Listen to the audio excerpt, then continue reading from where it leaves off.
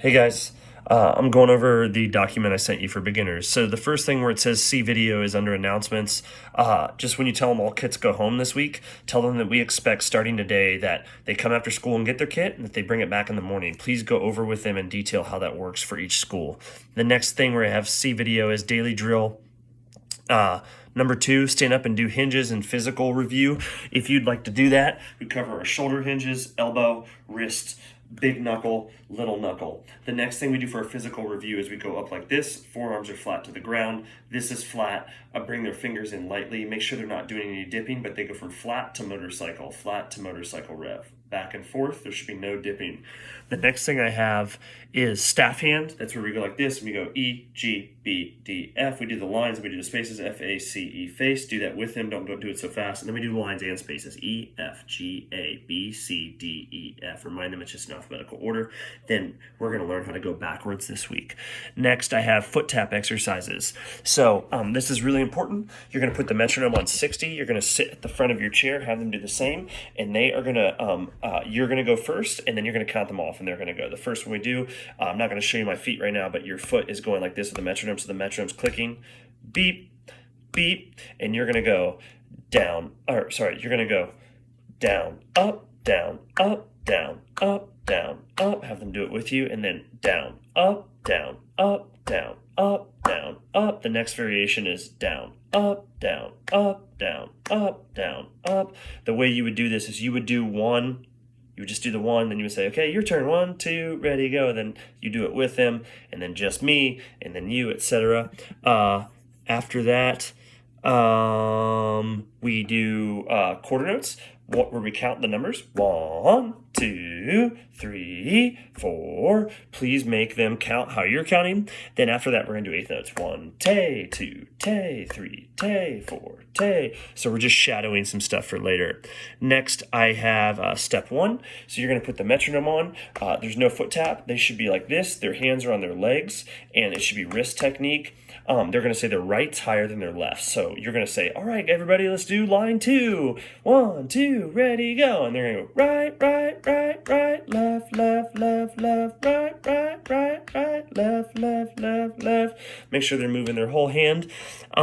Next is Tuesday, learning new things. Here's how I would like them to write in counts for half notes and half rests. Big 1 where it starts, little 2 where it lasts through, big 3, little 4, and then parentheses around the rest. Please do several different examples of things like this, then have them write those counts in. And then doing how to clap those, your metronome's on. For half notes, please show them it's going to be 1, 2, 3, 4. Or for whole notes, it'd be 1, 2, 3, 4. Clap at the start, pulse for when it lasts through those beats.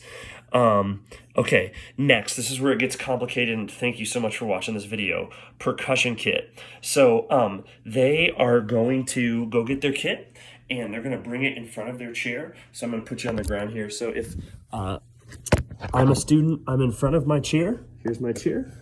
Okay, my kit's going to be right here with the zipper facing me. All right, once they've all done that, then tell them to unpack their things. They're going to undo their zipper. They're going to get base of the stand, everything set up. So here are the procedures. They get everything out first, then they get it set up. Base of the stand, the wing nut needs to face them. And then the top part of the stand goes in, then they screw the pad on. The logo of the pad has to face them as well. They will get their sticks out. They will put them underneath the base of the stand. They will then close their kit. They will not zip it. They will close it. They will pick it up and put it behind their chair. Then they will stand behind their kit with their sticks underneath, wing nut facing them, logo facing them. That is what setup looks like.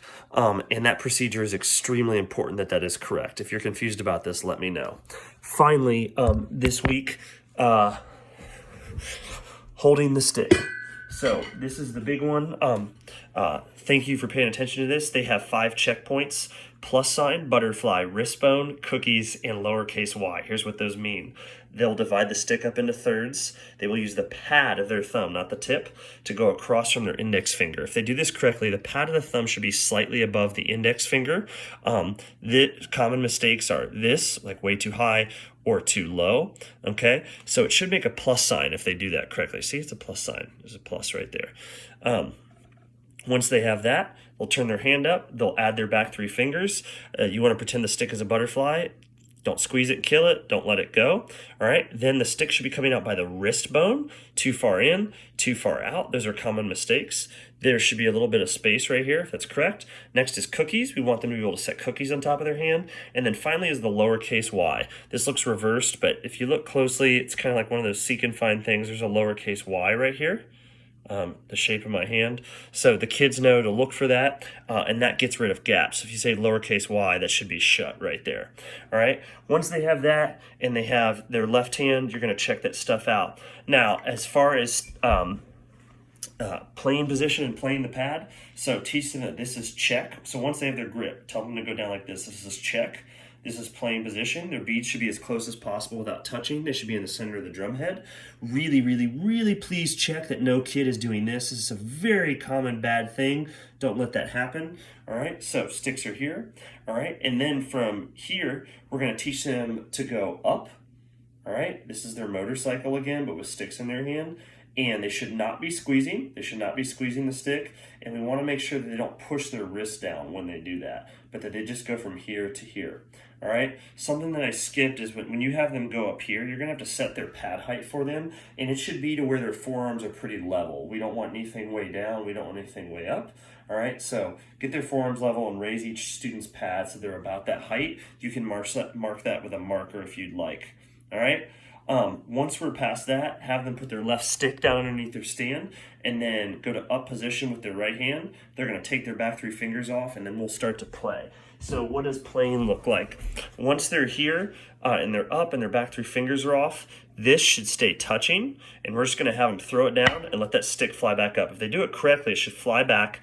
This part of the finger prevents the stick from going back any further. All right, so if this is shut, the stick should be able to pivot in here.